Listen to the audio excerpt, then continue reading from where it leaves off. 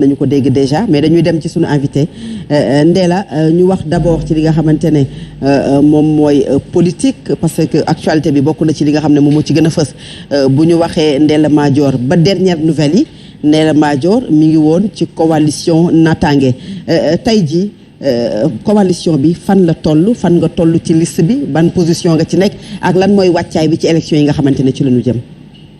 waaw effectivement ku suivre sama actualité depuis bientôt 1 mois donc soo waxee Ndella Madior da nga siy teg coalition Natangué askan wi ba may dem Maroc ba di dellu si waat ñëpp loolu la ñu xalaat ñëpp loolu la ñu foog ba ma ñëwee nag dama fi fekk benn coow bu mag si Cheikh Alassane Sène numéro 1 si coalition bi ak Mohamed Diallo nekk numéro 3 parce qu'il y a la parité nekk numéro 3 si coalition bi mu nekk ñaari xarit yoo xam ne ñoom ñoo sos seen coalition moi je suis venue à la dernière minute donc après un long parcours donc si coalition yi xam nga élection su jotee ñëpp ñoo lay woo après da ngay seet fan moo la arrangé léeg-léeg di nga bugg a dem fenn sax après nga xam ne fii bunt yi ubbeekuwul à 100%. finalement maa ngi woon atterrir woon si Natangué askan bi bu ma atterrir si Natangué askan bi bu ma ñëwee lundi bii passé le 4 je crois juillet si la tombé si coow lu rëy ñu naan destitué nañu président coalition bi coow li commencé woon na gaa moom si suuf la nekkoon. maanaam ki jiite coalition bi dañuy destitué si coow li commencé woon na ma leen doon wax ma leen doon conseillé. ndax coow su amee coalition su amee coow rek day yàqu conseil nañu ba sonn finalement j'ai assisté à beaucoup de déclarations de presse et sur Seneweb j'ai vu Mohamed Diallo donc maire et puis wane carrément que moom ak Cheikh Alassane Sène jubootuñu mu nekk benn événement bu triste dans la foulée j'ai voulu comprendre ce qui se passait parce que je venais d'arriver et mu dëggal ma que ne ma relation yi demeetul noonu ñu ngi portante sa plainte et même toi sa génne nañ la si coalition bi. kan moo la informé loolu Mohamed Diallo ma ne c'est quoi cette histoire encore ñu ne en tout cas daal bokkuloo si liste bi ma ne y a aucun problème mais j'aimerais savoir pourquoi parce que depuis un certain temps maa ngi def promotion de la coalition dans la tête de plusieurs Sénégalais je suis dans Natangué askan wi.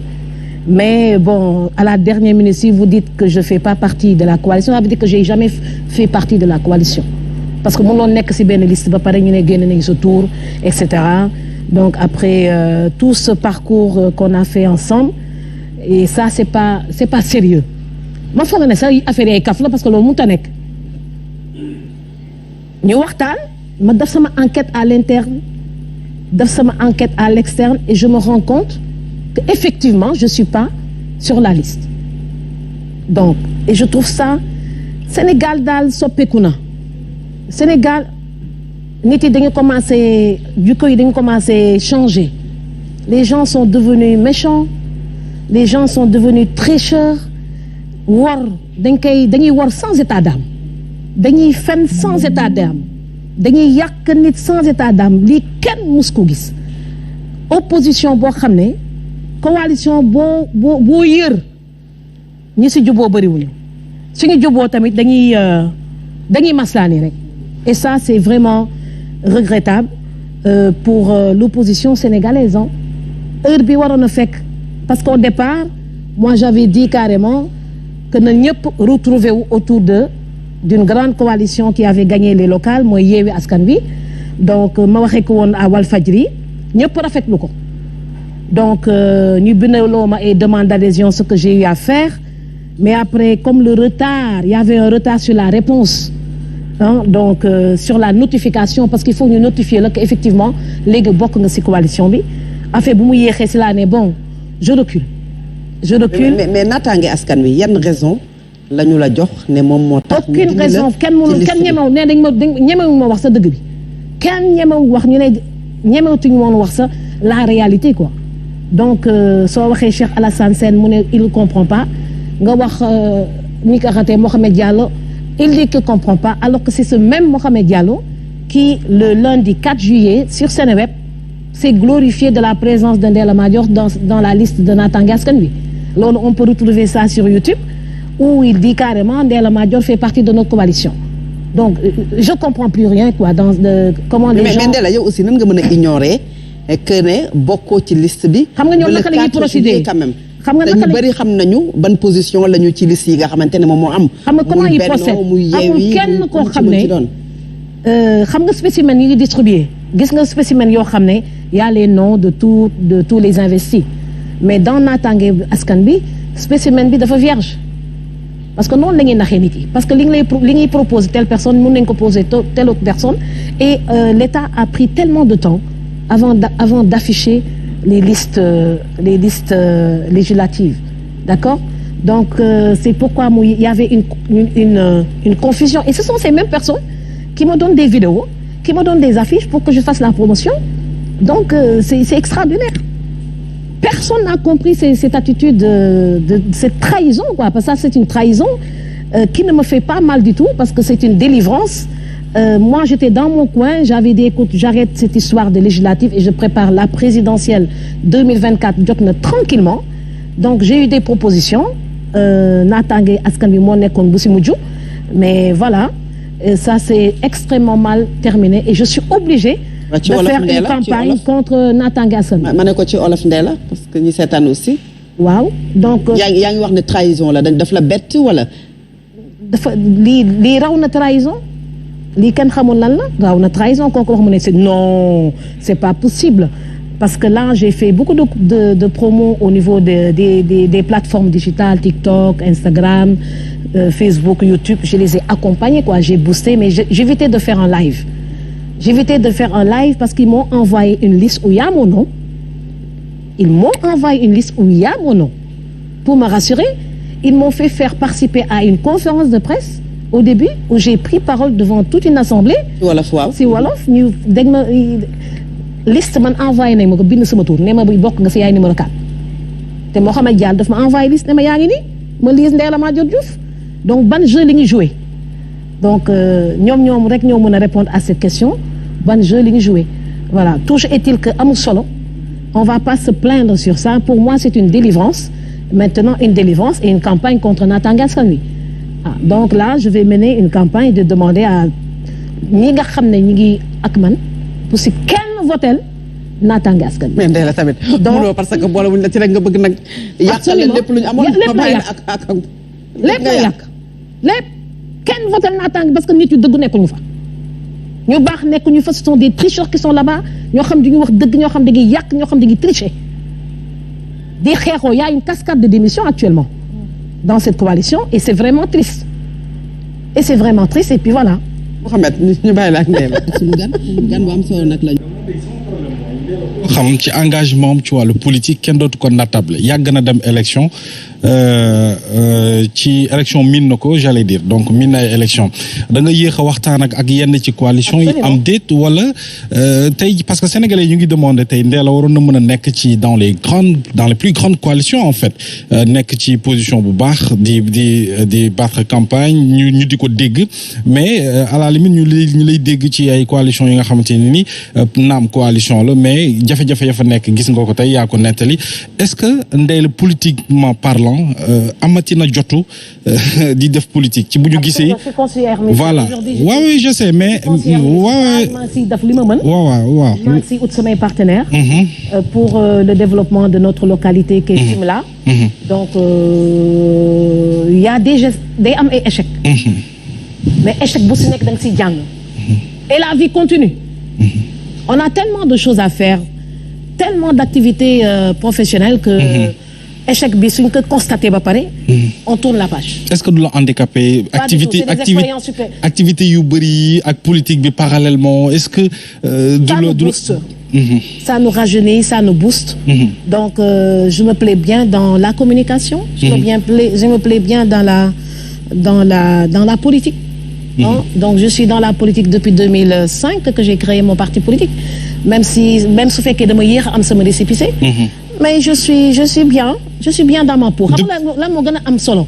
être bien dans sa peau. d'accord mais depuis li ma bëgg expliquer mooy depuis 2005 am nañu fi tey créé seen parti yàggul mais li ma wax sànq dëggal nga ko mooy ku yàgg nga ci langue politique bi est-ce que jotul woon ñu di ko dégg Ndella pourquoi pas sax Ndella créer propre coalition ñu di ko dégg comme ni ñuy déggee tey opposition bi su fekkee foofu la bëgg a militer que voilà quoi muy toog ba dernière minute di dem ci ay coalition yoo xam ci day am problème ak yu mel noonu.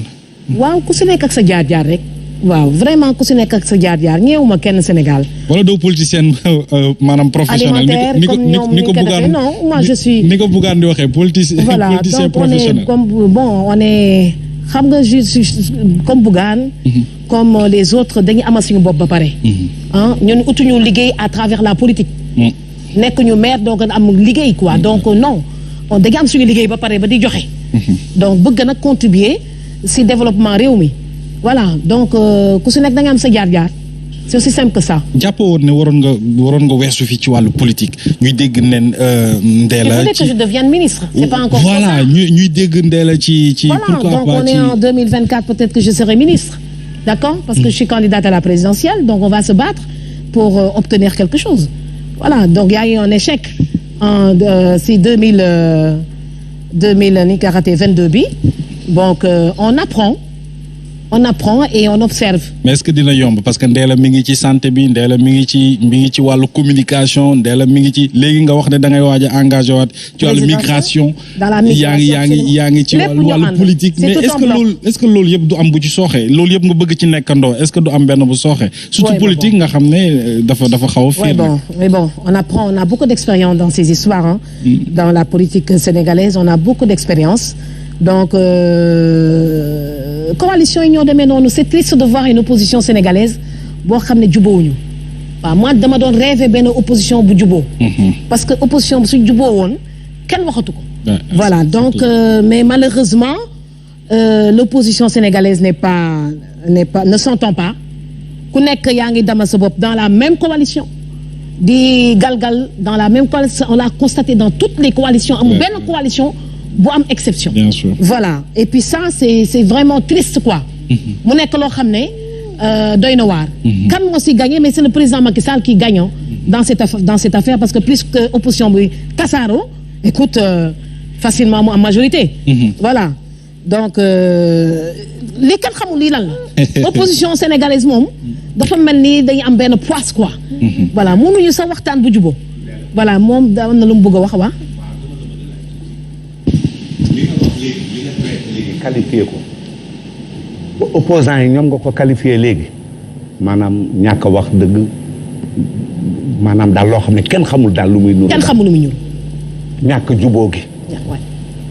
ñoom opposants yi la. opposition bi waaw. waaw mooy ñu bëgg réew mi.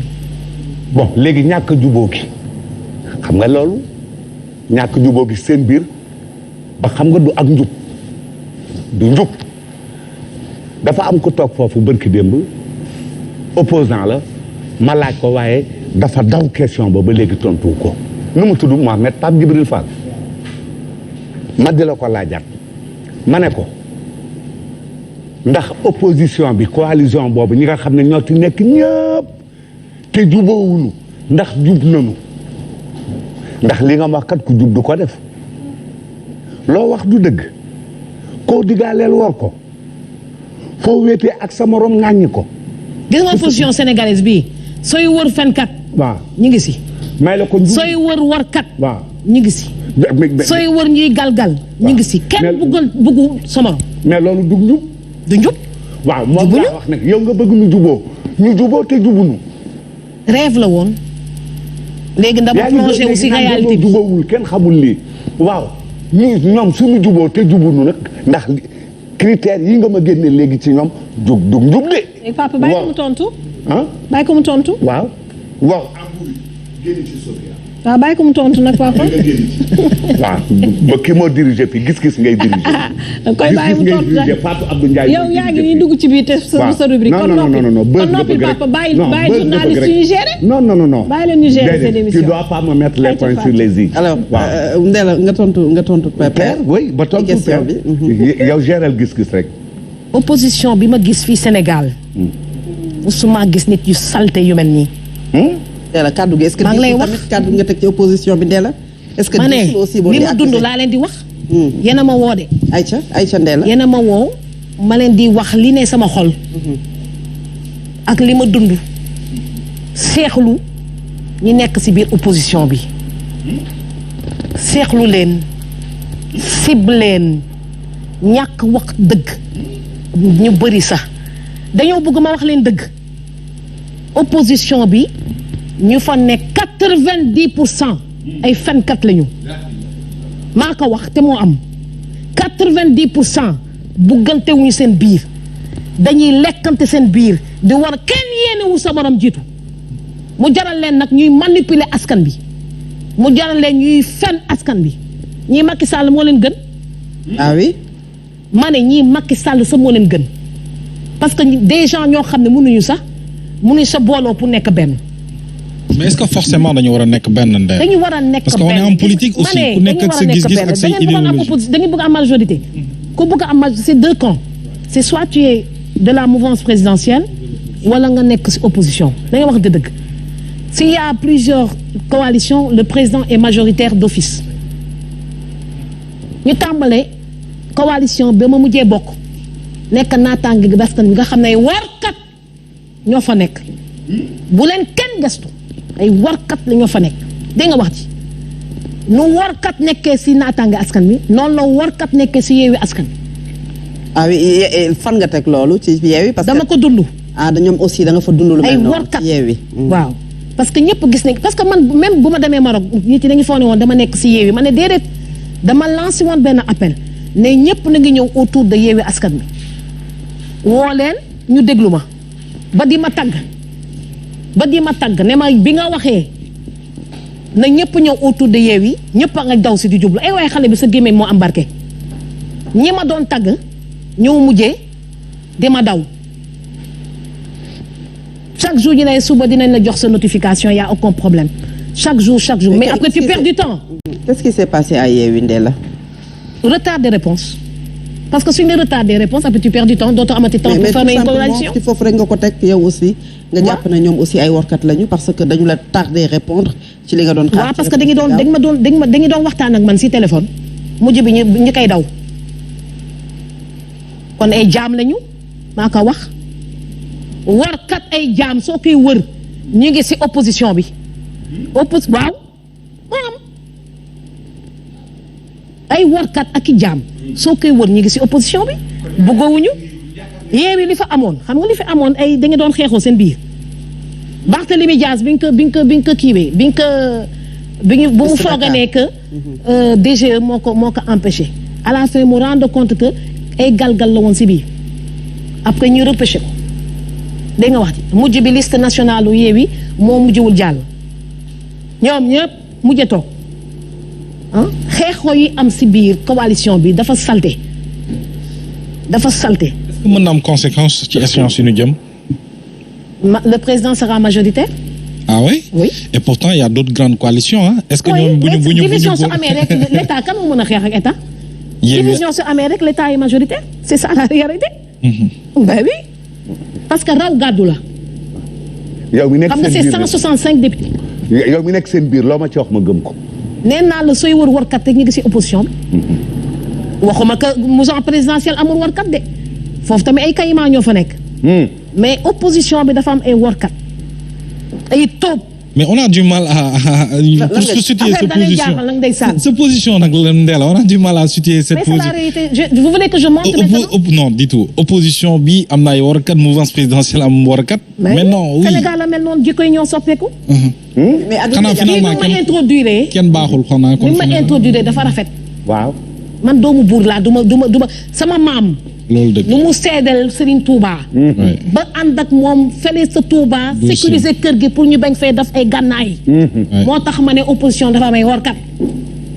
donc fii nag diggi seen TV nag wax ko te yëngalu ma dafa may warkat. ñu si bëri ay warkat lañu. tous duñ ko am si élection législative yi di ñëw parce que ay warkat lañu. mais Ndella sànq da nga wax benn mot.